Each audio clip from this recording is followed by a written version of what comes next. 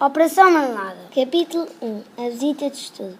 A turma do 7º A ia fazer uma visita de estudo a Odivelas. Estavam todos muito empolgados. Até que chegou o autocarro e eles entraram todos.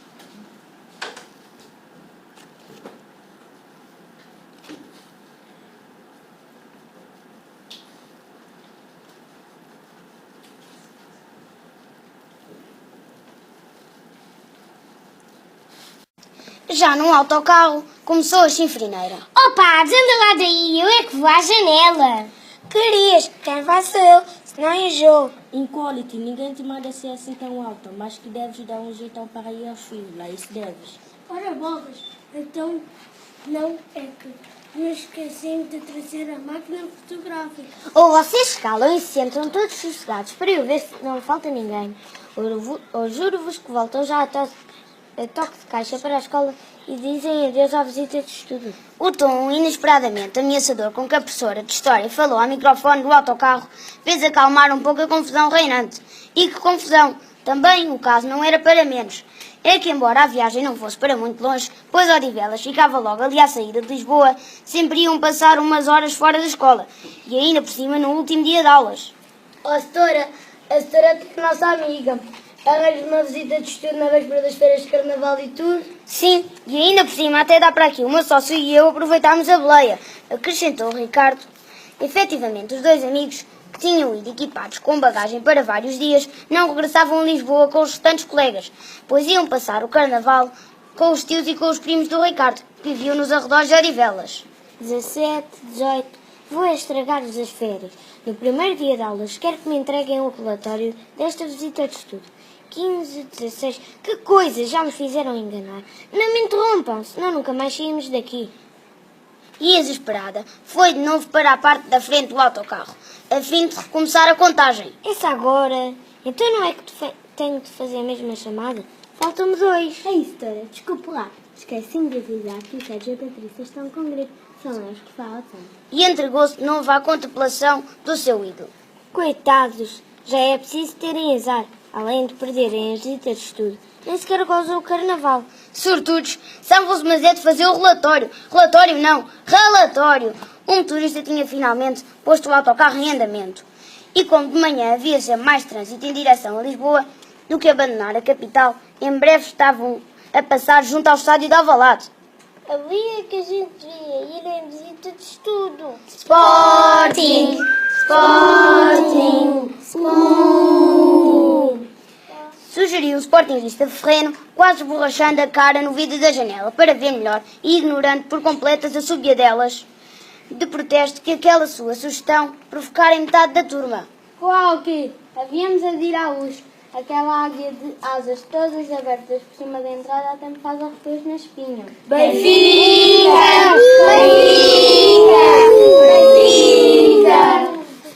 Um motorista sem paciência para ouvir tanta algazarra, logo pela manhã, pegou no microfone e tratou de pôr ordem nestas hostes. Calem-se lá com essa chifrenada por causa do futebol. Dentro deste autocarro. Ou são todos dragões, ou então seguem viagem a pé. Ina, tanta bandeira!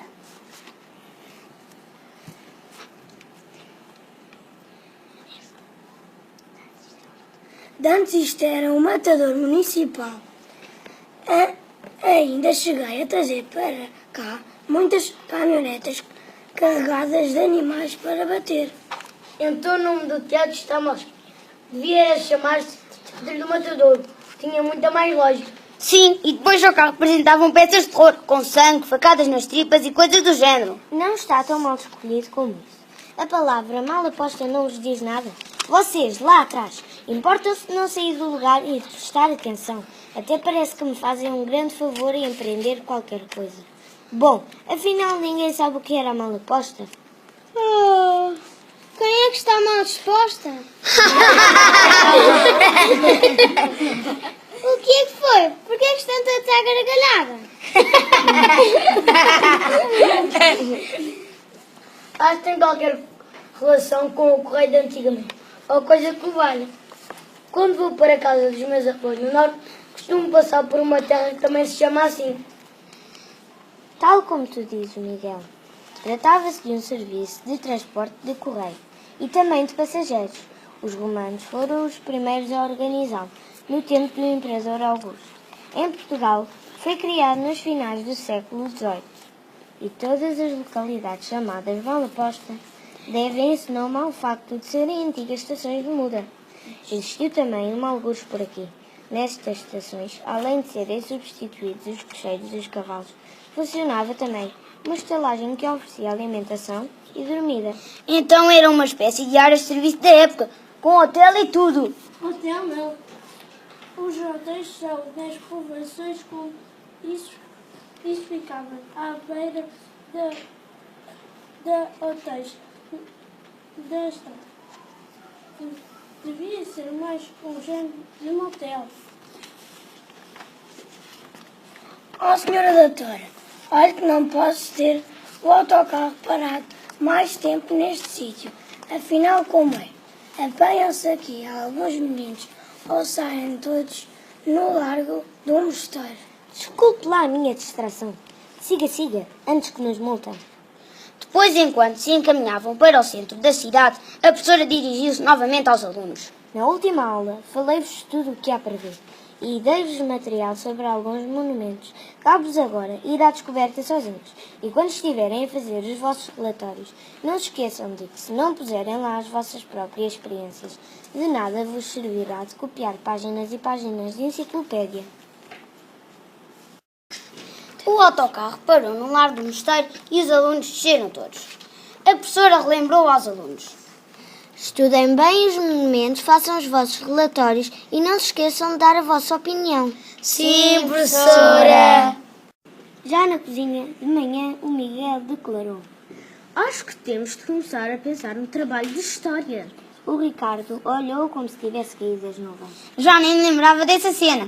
Realmente o melhor é irmos fazendo qualquer coisa. Senão ainda acabam as férias e não temos nada escrito. Não quantas vezes da escola para muito tarde. Deixar tudo para a última hora nunca tem bom resultado. Pois é, Sr. Gomes. Só que aquilo não tem ponta por onde se lhe pegue. Realmente, se vocês se expõem a escrever sobre os monumentos, mas parece que estão a fazer um guia turístico. No outro dia viemos para a rua com a professora fazer desenhos sobre as coisas antigas. Declarou a Marta, que andava ainda no quarto ano. E acabaram todos na nossa pastelaria a comer marmelada. Escusado será dizer que os desenhos ficaram todos pequeninos. O tio do Ricardo pousou a chávena e olhou para o sobrinho e para o Miguel como se tivesse tido uma ideia luminosa. E se vocês escrevessem sobre a marmelada? Sobre a marmelada? Oh, tio, então! Sim, se os vossos colegas são de cantar dos monumentos, vocês podiam cantar dos doces típicos da terra. Até porque devem ser bem mais antigos do que os monumentos e bem podem ser mais conhecidos. E depois, no fim do trabalho, escrevem assim, com o amável patrocínio da Pastelaria Gomes. Desataram todos a rir.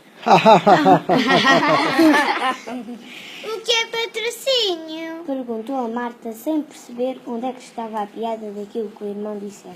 Realmente é um caso a considerar. O que é que tu achas, ó Miguel? Eu acho que o teu tio teve uma ideia incrível, completamente fora de vulgar. Eu é que não estava a perceber bem a coisa. Sim, até porque as tradições também fazem parte da história e isso inclui os doces. O que é patrocínio? Insistiu a Marta, elevando o tom de voz para ver se alguém lhe prestava atenção. Não grites, não sabes, vai vir ao dicionário. Dão-me sempre a mesma resposta. E a resmungar, a garota foi à procura do significado daquela palavra desconhecida. O Sr. Gomes limpou a boca e, pousando o guardanapo, afastou a cadeira e pôs-se de pé. Se vocês quiserem, podem vir agora de manhã comigo até à pastelaria. Já é com começo. Quanto mais não seja, o cheiro a bolos é capaz de nos inspirar, mas é para os comer. Acho que vou fazer o mesmo trabalho que vocês. Ninguém me o pediu, mas, em caso de necessidade, fica já feito. Ainda por cima, ando noutra escola. Por isso, nem sequer há problema se for igual ao vosso. Após várias tentativas infrutíferas, por parte do João para convencer a Marta a ficar em casa. Os 3 rapazes e a miúda entraram no carro, cuja buzina o Sr. Gomes se pusera a tocar insistentemente. Bip, bip, bip, bip. A caminho do carro, o Sr. Gomes e o João ficaram nos bancos da frente. O Miguel e o Ricardo ficaram nos bancos de trás e a Marta no meio deles, os dois. O Sr. Gomes comentou: Estavam a ver que não se resolviam. Importa-se o que não. Tenho horários a cumprir e lá para ser batecão, isto não quer ser que chega de caçado. Desculpe lá, pai, mas a menina Marta teimou que também havia de vir, ainda por cima mascarada de balha-maio. Se não fosse ela, já cá estávamos há que tempos. Ao ouvir aquilo, a garota, que se instalara entre o primo e o Miguel, estendeu rapidamente a mão e beliscou-lhe o pescoço com força. Estúpida! Egoísta. Se não estivéssemos no carro, logo vias. Oh pai, olha ele. Queixinhas! O Miguel e o Ricardo tinham-se afastado cada um para o seu lado. Não fosse o caso complicar-se e apanharem ainda algum sopapo perdido. Ora, vamos lá acabar com isto imediatamente. Se havia coisas que desagradavam o Sr. Gomes, uma delas era ver os filhos a discutir um com o outro. Tu, João, não tens nada complicado com a irmã a ficar em casa. Está tão em férias como tu. E tu, Marta, vês com a mania de estar beliscões quando te santas. Está só a ver?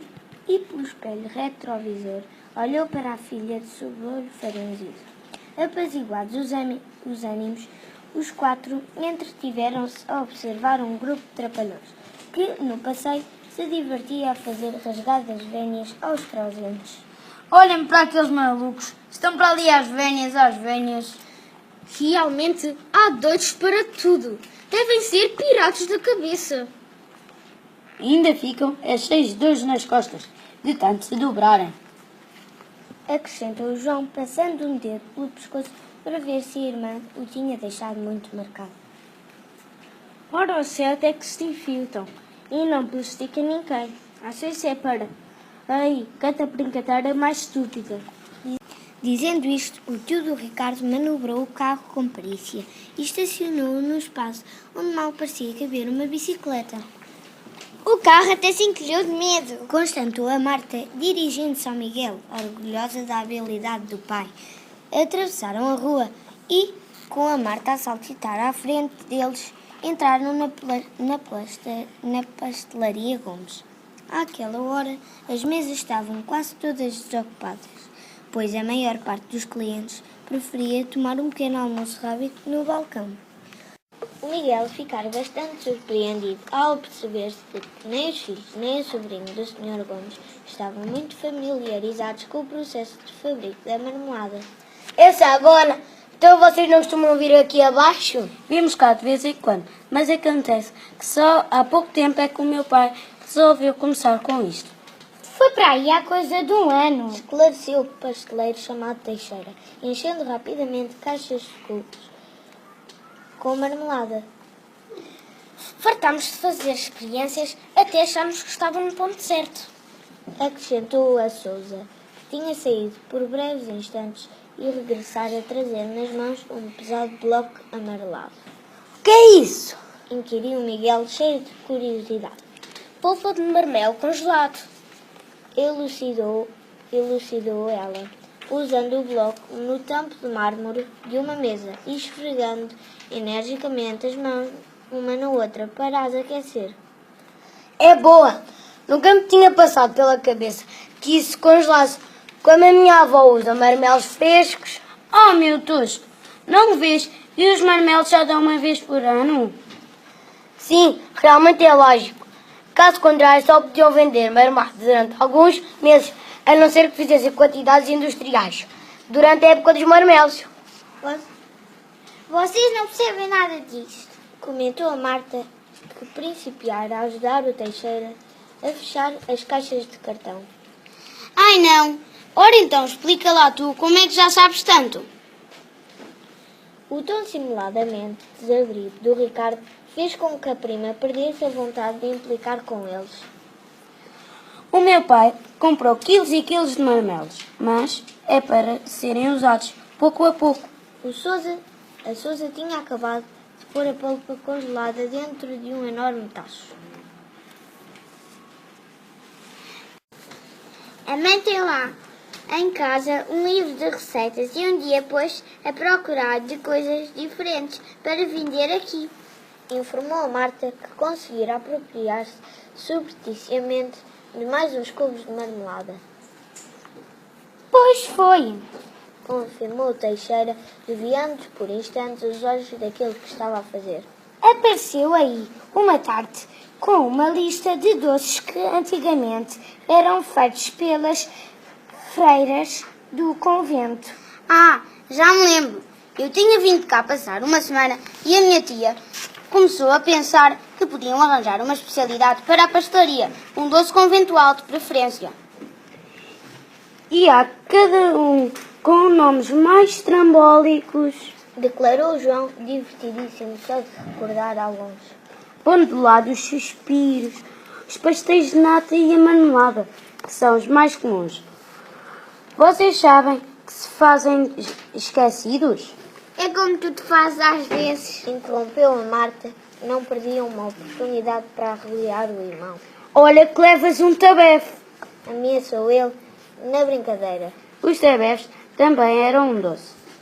Explicou. E havia outros, chamados raivas. Já não me lembro de mais. Miguel deu uma gargalhada ao ouvir todas aquelas designações. Palavra de honra. Sempre pensei que os doces eram feitos nos conventos. Tivessem os nomes menos agressivos. Essa é boa. Raivas e tabefes. A Sousa abriu uma gaveta, da qual retirou um papel que entregou ao Ricardo. É a lista de doces. Com a tua explicação, ninguém consegue ir muito longe. Não vos vou revelar o segredo da receita, que aqui utilizamos, pois há sempre segredo. Mas o trivial podem saber. Tu não sabes o segredo, João? Eu não, só eles os dois e os meus pais. Eu cá sei. Está bem, abelha. E depois? Sim, e depois? Os tais quilos e quilos de marmelo que o João falou foram cozidos e congelou-se a polpa. Essa é que vai sendo usada à medida que é preciso. Explicou Sousa, limpando as mãos a uma toalha. Como é o caso desta que aqui está agora. Vai ficar aqui a descongelar devagarinho, naturalmente, e amanhã faz-se marmelada nova. Deve dar um trabalho no início, quando é preciso cozer as tais quantidades industriais de marmelos. Reconheceu Miguel, que, uma vez, ajudara a avó a descascar meia dúzia deles e achara demasiado. Pois dá, mas ao menos sabemos aquilo que usamos. Há quem compre a polpa já congelada, mas o Sr. Gomes prefere que seja tudo feito aqui. Ora bem, depois da marmelada pronta, deita-se em tabuleiros e, quando já está mais dura, corta-se em quadrados e Em cubos. Corrigiu a Marta. está bem, em cubos. Ora, eu ia dizendo, corta-se em quadrados e deixa-se ficar a secar. Depois, pronto, é só meter nas caixas e levar lá para cima. A mãe tem lá em casa um livro de receitas e um dia pôs a procurar de coisas diferentes para vender aqui. Informou a Marta que conseguira apropriar-se surpreendente de mais uns cubos de marmelada. Pois foi, confirmou Teixeira, desviando por instantes os olhos daquilo que estava a fazer. Apareceu aí uma tarde com uma lista de doces que antigamente eram feitos pelas freiras do convento. Ah, já me lembro. Eu tinha vindo cá passar uma semana e a minha tia começou a pensar que podiam arranjar uma especialidade para a pastelaria, um doce conventual de preferência. E há cada um com nomes mais trambólicos. Declarou João, divertidíssimo só de recordar alguns. Pondo de lado os suspiros, os pastéis de nata e a marmelada, que são os mais comuns. Vocês sabem que se faziam esquecidos? É como tu te fazes às vezes. Interrompeu a Marta, que não pedia uma oportunidade para avaliar o irmão. Olha que levas um tabefe.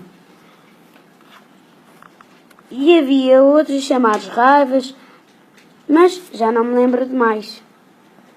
O Miguel deu uma gargalhada ao ouvir todas aquelas designações. Palavra de honra. Sempre pensei que os doces que eram feitos nos conventos tivessem os nomes menos agressivos. Essa é boa. Raivas e tabefes. A Sousa abriu uma gaveta, da qual retirou o papel que entregou ao Ricardo. É a lista de doces que a tua tia fez. Estão aí os nomes todos. Ora bem, vamos lá ver.